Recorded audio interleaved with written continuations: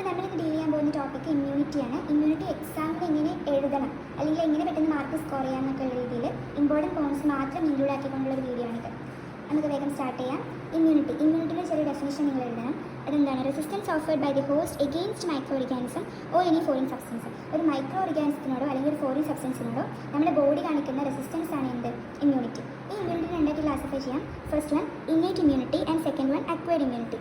Innate immunity എന്ന് വെച്ചാൽ it is present right from the birth. നമ്മൾ ജനിക്കുമ്പോൾ തന്നെ നമുക്ക് കിട്ടുന്ന ഇമ്മ്യൂണിറ്റിയാണ് ഇന്നേറ്റ് ഇമ്മ്യൂണിറ്റി. അക്വയർഡ് ഇമ്മ്യൂണിറ്റി എന്താണ്? അത് നമ്മുടെ ലൈഫിൽ നിന്ന് നമ്മൾ അക്വയർ ചെയ്തെടുക്കുന്ന ഇമ്മ്യൂണിറ്റിയാണ്. അതായത് it is acquired during course of life അല്ലെങ്കിൽ ത്രൂ ഔട്ട് ദ ലൈഫ്. നമ്മുടെ ലൈഫിൽ നിന്ന് അക്വയർ ചെയ്യുന്ന ഇമ്മ്യൂണിറ്റിയാണ് അക്വയർഡ് ഇമ്മ്യൂണിറ്റി. ഇത് നമുക്ക് ഫസ്റ്റ് തന്നെ നമ്മൾ ഇന്ന് ഡിസ്കസ് ചെയ്യുന്നത് ഇന്നേറ്റ് ഇമ്മ്യൂണിറ്റിയാണ്. അതിനുശേഷം നമ്മൾ എന്തിലേക്ക് കിടക്കും? അക്വയർഡിലേക്ക് കിടക്കും. ഓക്കെ, അപ്പോൾ ഇന്നേറ്റ് ഇമ്മ്യൂണിറ്റിയിൽ ഫസ്റ്റ് പറയാനുള്ള കാര്യം അതിൻ്റെ പ്രോപ്പർട്ടീസ് ആണ്. ഈ പ്രോപ്പർട്ടീസെങ്കിലും നിങ്ങൾ എന്തായാലും എഴുതിയിരിക്കണം.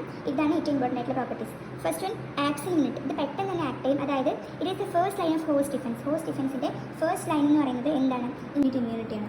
Second one microbial exposure is not required. ഇത് ആക്റ്റീവ് ആവാൻ ഒരു മുന്നേയുള്ള മൈക്രോബിൻ്റെ എക്സ്പോഷറിൻ്റെ ആവശ്യമില്ല. അതാണ് പറഞ്ഞത്. ഓക്കെ, എന്താണ്? Microbial exposure is not required. Third one diversity is limited. കാരണം ഇത് അക്വയർഡ് ആണെങ്കിൽ നമുക്ക് ഒരുപാട് തരത്തിലുള്ള ഓർഗാൻസിനെതിരെ ഇമ്മ്യൂണിറ്റി നമുക്ക് അക്വയർ ചെയ്തെടുക്കാൻ പറ്റും ത്രൂ വാക്സിനേഷൻസ്. ഇതിലൊക്കെ നമ്മൾ കടക്കും. പക്ഷേ ഇപ്പോൾ പറയട്ടെ, പക്ഷേ ഇന്നേറ്റ് ഇമ്മ്യൂണിറ്റി നമുക്ക് ജനിക്കുമ്പോൾ തന്നെ കിട്ടുന്ന ഇമ്മ്യൂണിറ്റി ആയതുകൊണ്ട് തന്നെ അതിൻ്റെ ഡൈവേഴ്സിറ്റി എന്താണ്? ലിമിറ്റഡ് ആണ്.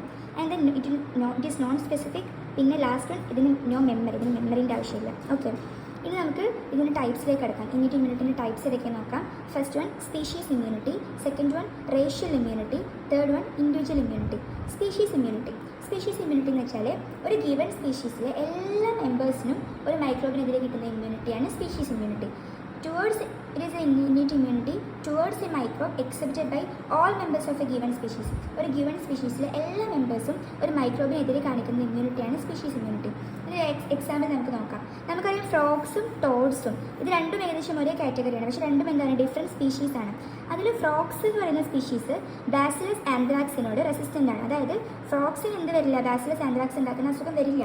പക്ഷേ ടോഡ്സിന് അങ്ങനെയല്ല. അവരെന്തല്ല? റെസിസ്റ്റൻ്റ് അല്ല. അതാണ് പറഞ്ഞത്. ഒരു ഗീവൺ സ്പീഷീസിലെ ആൾക്കാർക്ക് മാത്രം, ഗീവൺ സ്പീഷീസിലെ എല്ലാ മെമ്പേഴ്സിനും മാത്രം ഉണ്ടാകുന്ന ഇമ്മ്യൂണിറ്റിയാണ് സ്പീഷീസ് ഇമ്മ്യൂണിറ്റി. അപ്പോൾ എന്താണ് എക്സാമ്പിൾ നിങ്ങൾ എന്തായാലും എഴുതണം.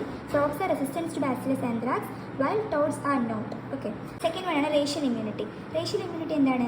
ഇതൊരു പെർട്ടിക്കുലർ റേസിന് മാത്രം ഉണ്ടാകുന്ന ഇമ്മ്യൂണിറ്റിയാണ്. അതായത് innate immunity is confined to a particular race and is may be absent in other communities. അതിനുള്ള എക്സാമ്പിളാണ് ഇത്.